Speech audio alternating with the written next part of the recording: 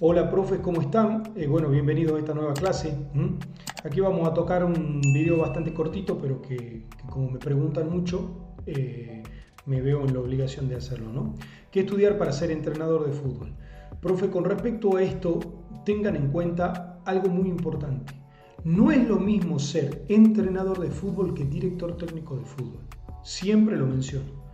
Una cosa es que se usen esas palabras como sinónimo. Primero, para mí personalmente son dos cosas diferentes. Y después que en la práctica, en el campo de juego, eh, se van a dar cuenta que es totalmente diferente. Entonces, cuando a mí me hacen la pregunta de qué estudiar para ser entrenador de fútbol, yo estoy considerando que lo que me están preguntando es qué estudiar para tener la certificación o el aval para ser entrenador, director técnico o entrenador de fútbol, ¿no? Que es muy diferente a qué estudiar para ser un entrenador capacitado. Son dos cosas diferentes. Para ser un entrenador capacitado hay que estudiar mucho, hay que practicar mucho y se aprende mucho del campo, como hemos hablado en el video anterior. Ahora, para, para simplemente tener una certificación, bueno, hay que hacer un estudio, una carrera como en cualquier lado, ¿no? Es básicamente esto lo que estábamos hablando, profe. No es lo mismo ser entrenador que ser director técnico. Y ahora en la siguiente diapositiva, y para hacer de esto un video corto, le voy a dar algunas características para que ustedes comprendan, ¿no? Miren, si nosotros, profe, nos situamos aquí, fíjense, este es un cuadro comparativo entre el entrenador y el director técnico de fútbol. Lo dividí en cuatro secciones que son enfoque principal, trabajo diario, prioridad y habilidades, ¿no? Entonces, ¿qué es lo que tenemos que considerar acá, profe? Tenemos que considerar de este cuadro lo siguiente. Primero, el entrenador, profe, acá dice, fíjense en el cuadro, dice formación y estructuración individual y colectiva a través del entrenamiento. El entrenador se dedica a entrenar principalmente. Puede usted, al ser entrenador, dedicarse a un campo como sería el entrenamiento personal, ¿no? Que en preparación física se llama personal trainer, que es básicamente entrenar a niños individualmente para mejorarlos en sus condiciones futbolísticas, ¿no? Y después puede también ser un entrenador de un club, una academia, donde hace una suerte de hacer las dos cosas, porque realmente si uno quiere trabajar de manera profesional, si el niño quiere trabajar de manera profesional, no se pueden hacer las dos cosas. Ya vamos a hablar de esto, es una discusión muy amplia, una conversación muy amplia, ¿no? Más que todo. Entonces, el entrenador se encarga de eso en su enfoque principal, se encarga de entrenar, ya sea al colectivo o al individual. Por ejemplo, uno tranquilamente puede ser un ayudante de campo entrenador y tiene un director técnico que le pide trabajar cierto modelo de juego o que le pide trabajar cierta estrategia o cierta idea de juego, y usted organiza, planifica y dosifica los entrenamientos para que se lleve a cabo esto. Eso es el trabajo del entrenador. Y normalmente el trabajo del entrenador, profe, está ligado al campo formativo, lógicamente, porque se presupone que cuando un jugador llega al nivel profesional o a su mayoría de edad o a un plantel profesional, tiene que tener todas las condiciones de lo técnico, lo físico, lo táctico individual, lo táctico colectivo. Tiene que tener todo lo que requiere un director técnico de primera división para no tener que estar explicándoles conceptos básicos. Que actualmente se ve mucho en Latinoamérica, que te llegan jugadores a primera división y le tenés que andar explicando conceptos que deberían haber aprendido antes, o incluso entrenando fundamentos que se tendrían que haber entrenado antes. Pero bueno, eso es una falencia de la educación, el entrenamiento futbolístico y deportivo en etapas formativas, ¿no? Por su parte, en el enfoque principal, el director técnico tiene más, eh, eh, fíjense, en acá pasa que me quedo pensando en algunas cosas, ¿no? Con respecto a esto del liderazgo, sí, obviamente que el director técnico lo tiene mucho más, pero no hay que olvidar de que hay una vinculación muy íntima entre el entrenador y el director técnico.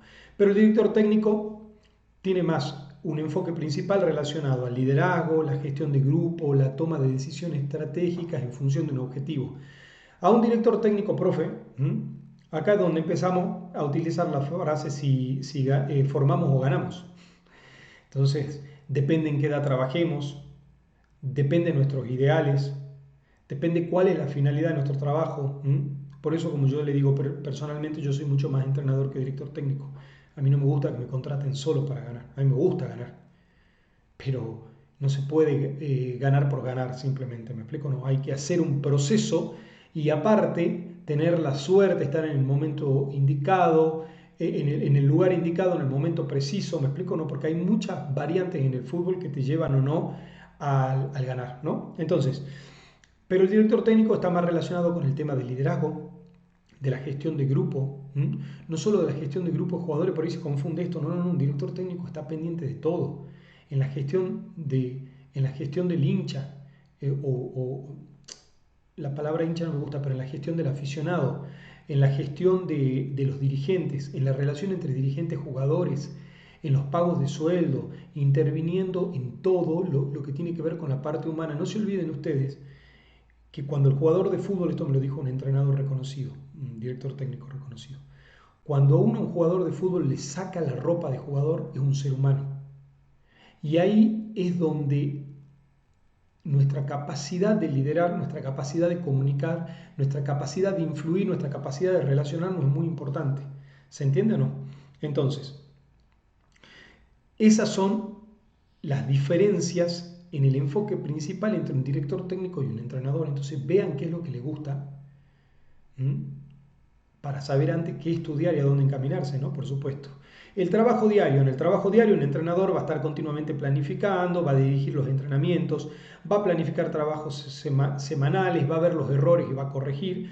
Y en el trabajo diario, un director técnico, si bien puede influir en esto o hacer esto también, normalmente va a estar más relacionado a la toma de decisión durante el partido, planificación estratégica en función de un objetivo. Por ejemplo, hay momentos, profe, donde uno dice, no, mañana yo voy a dar el mensaje A.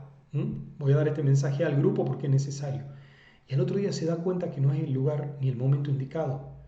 Les doy un ejemplo. Se produjo un robo en el club. Se produjo la muerte de un familiar de un jugador. Entonces no es el momento para decirlo. Esa delicadeza para saber cuándo es el momento preciso es algo que se puede mejorar, se puede aprender, pero hay gente que tiene más talento que otra para hacerlo. Y ahí es donde entra lo que yo digo, ahí es realmente donde entra la experiencia que tiene ese director técnico como exjugador o trabajando en otros lados para saber en qué momento es el momento exacto. Y se aprende del error. ¿Me explico? No, eso no se enseña, eso se aprende del error. Se aprende de los consejos y se aprende de imitar a otros.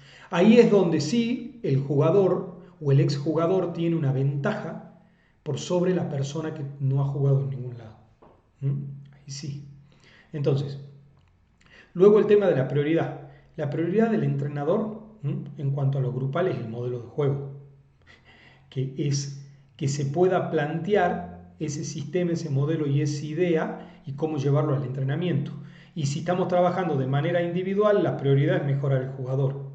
Ahora, la prioridad del director técnico es el resultado y el cumplimiento del objetivo. ¿Se entienden las diferencias? Ahora, en cuanto a habilidades, las habilidades que tiene que tener un entrenador, habilidades de ejecución, de gestión, de dosificación y de formación. Todas estas habilidades, si se fijan, tanto la ejecución como la gestión, como la dosificación y como la formación, en cuanto a jugadores, son habilidades que se aprenden capacitándose. Luego se aplican en el campo y se mejoran en el campo. La dosificación uno la aprende en la teoría y después la practica en el campo y se va a dar cuenta que no es lo mismo, no siempre es lo mismo lo que se dice en la teoría que lo que se puede hacer en el campo. ¿Me explico o no? Ustedes dicen, bueno, sí, vamos a dosificar de esta manera y después quieren dosificar un ejercicio y el equipo viene en competencia y por el mismo estrés que tiene de que están jugando etapas finales están más cansados. Y va a notar que usted quiere hacer el mismo trabajo y dosificarlo de la manera y hacer un reducido con la misma velocidad y los jugadores no se mueven dentro de la cancha. ¿Me explico o no? Quizás necesitan una actividad de distracción, quizás necesitan una actividad lúdica, quizás necesitan un día de descanso. Entonces eso se aprende en la teoría, pero se corrige y se mejora y se perfeccionaliza en la práctica. Ahora, el director técnico, liderazgo, volvemos a lo mismo, visión estratégica, toma de decisión, lectura de juego. Y sí, el mayor problema que tiene el director técnico es que tiene que saber tomar decisiones sobre la marcha. decisiones de conductas de los jugadores, decisiones de cambios de situaciones de partido, decisiones de cambio de cualquier cosa. Estás entrenando de una manera y el día jueves te avisan que el partido no se va a hacer en tal cancha, se va a hacer en tal otra. O un día de la semana se te lesiona un jugador que era el que había trabajado durante 15, 20 días la pelota parada, o los trabajos de pelota parada. ¿Y qué hacemos? ¿Cómo corregimos?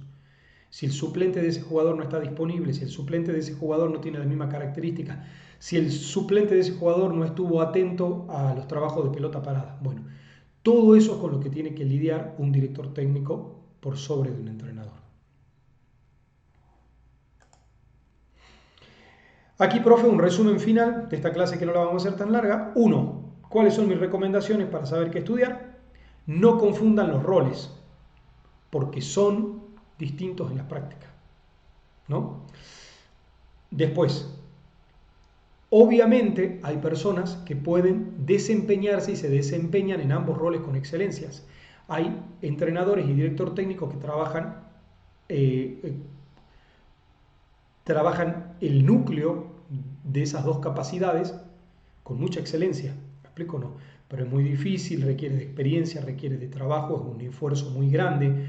Normalmente estas personas tienen 1, 2 o 3 ayudantes que les colaboran mucho porque si no es complejo, pero vean ustedes cuál es la facilidad que tienen y en base a esa facilidad o a esa sensación o a eso que les gusta, inclinen su carrera para un lado o para el otro. ¿Me explico o no? En mi caso, mi carrera está netamente inclinada para la parte del entrenamiento. Soy un apasionado de entrenar y si bien actúo como director técnico, el 80% de mi trabajo está directamente relacionado al entrenar modelos de juego, entrenar la táctica, trabajar durante la semana, saber que durante la semana es todo lo que yo puedo hacer. Ya el fin de semana, el día de partido, y puedo corregir algunas cositas, pero es poco, ahí ya depende mucho del jugador. Entonces, eso es, que si bien algunos pueden desempeñar los dos roles, se aboquen, porque no les va a dar el tiempo, háganme caso del consejo que yo les doy con los años de experiencia que tengo. Abóquense a perfeccionarse en uno de esos dos roles. Y en base a eso, capacítense en base a esos roles. Si quieren ser entrenador, y bueno, tienen que saber modelos de juego, sistemas de juego, cómo trabajar los fundamentos del fútbol, la táctica. Si quieren ser directores técnicos, y bueno, tienen que saber mucho sobre manejo de grupo, gestión, nútranse de otros mentores que son directores técnicos. Vean y analicen cómo actúa un director técnico en diferentes circunstancias, etc. Y después, por último, la importancia del autoanálisis, ¿no? La importancia del autoanálisis no es solo saber lo que yo quiero hacer, sino lo que es más fácil para mí y sobre todo, profe, lo que yo siempre recomiendo es lo que les apasiona. Profe, uno no puede en esta etapa que vivimos, en el año que vivimos, en el siglo que vivimos, uno no puede seguir las personas, el ser humano, profesor.